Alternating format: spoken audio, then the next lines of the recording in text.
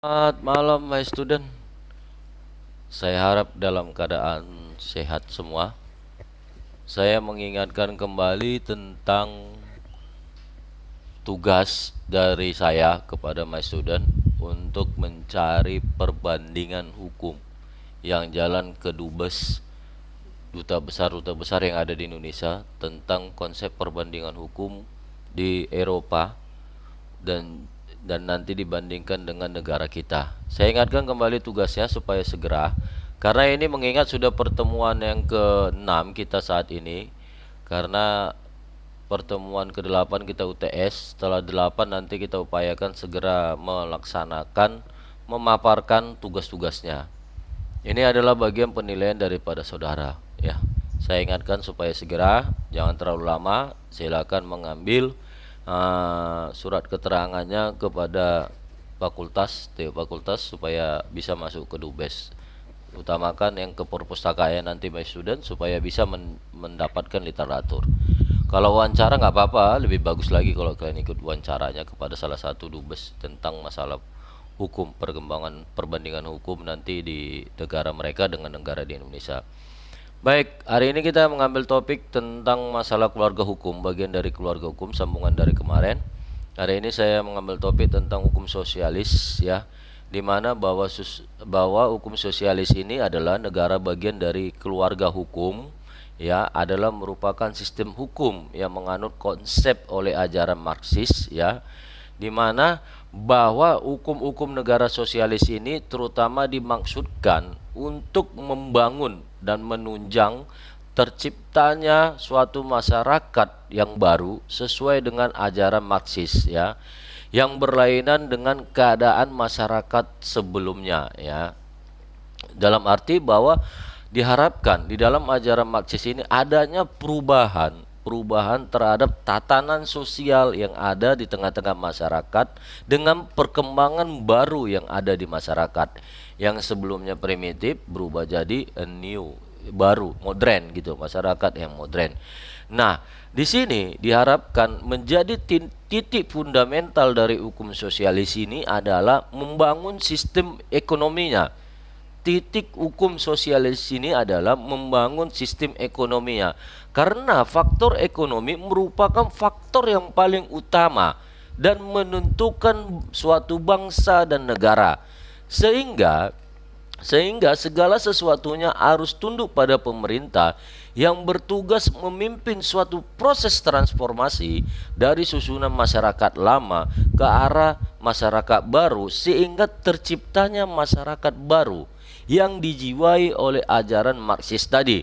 Nah, titik fundamentalnya adalah bahwa di sini dikatakan faktor ekonomi adalah hal yang paling dominan, di dalam hukum sosialis, ya. Hal yang paling dominan di dalam hukum sosialis agar, ya, agar masyarakatnya dapat terjadi perubahan sosial dari masyarakat yang baru, ya. Keluarga hukum sosialis ini berasal dari hukum Uni Soviet yang sekarang adalah Rusia, yang mulai berkembang di sejak tahun 1917 pada saat terjadinya revolusi pada bulan Oktober yang mengakhiri pemerintahan kerajaan Rusia, ya.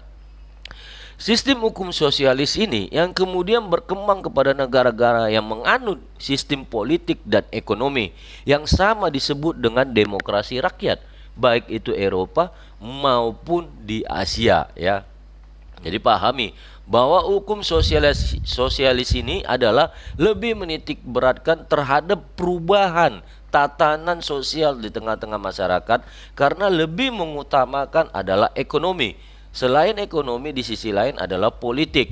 Nah, oleh karena itu mahasiswa harus paham bahwa hukum sosialis ini lebih menitik beratkan kepada ekonomi dan politik. Yang kedua adalah saya mengambil adalah tentang hukum agama atau kepercayaan, ya. Di dalam sistem ini mengatur hubungan antar manusia, ya, antar hubungan manusia dengan yang satu dan yang satu yang lain atas dasar agama, ya. Sistem hukum ini mengatur hubungan antara manusia satu dengan manusia lain atas dasar agama.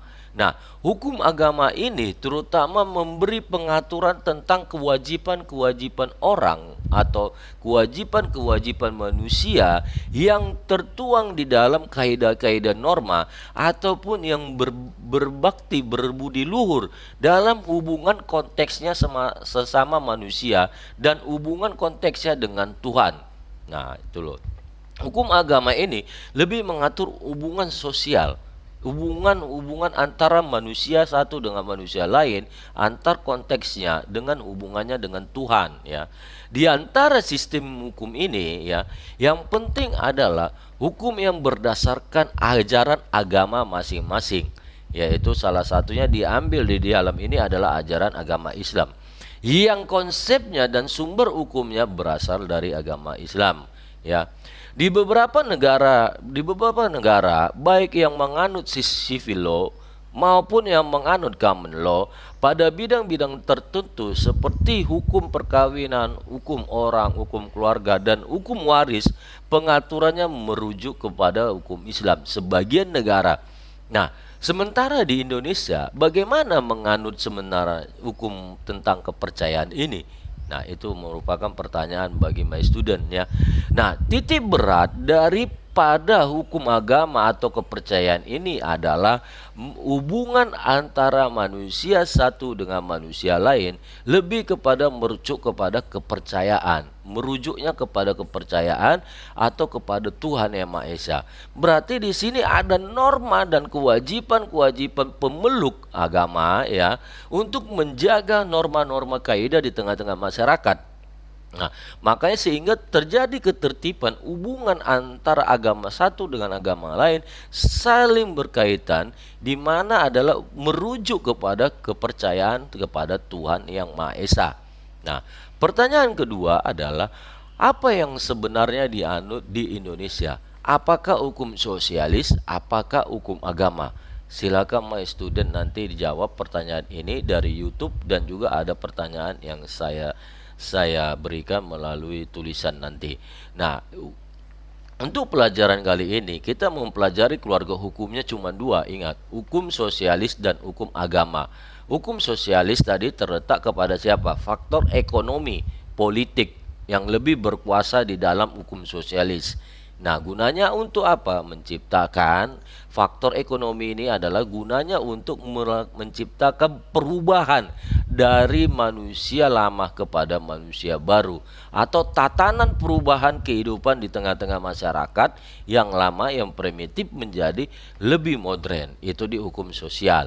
Sedangkan di hukum agama adalah lebih kepada fokus cenderungnya kepada kepercayaan individu manusia antara satu dengan yang lain dan merujuk kepada Tuhan Yang Maha Esa. Itu yang bisa saya berikan kepada my student. Silakan dijawab nanti pertanyaan. Saya ingatkan kembali tugasnya supaya jangan lupa tetap beraktivitas untuk melaksanakan tugasnya. Demikian yang bisa saya sampaikan my student. Selamat malam.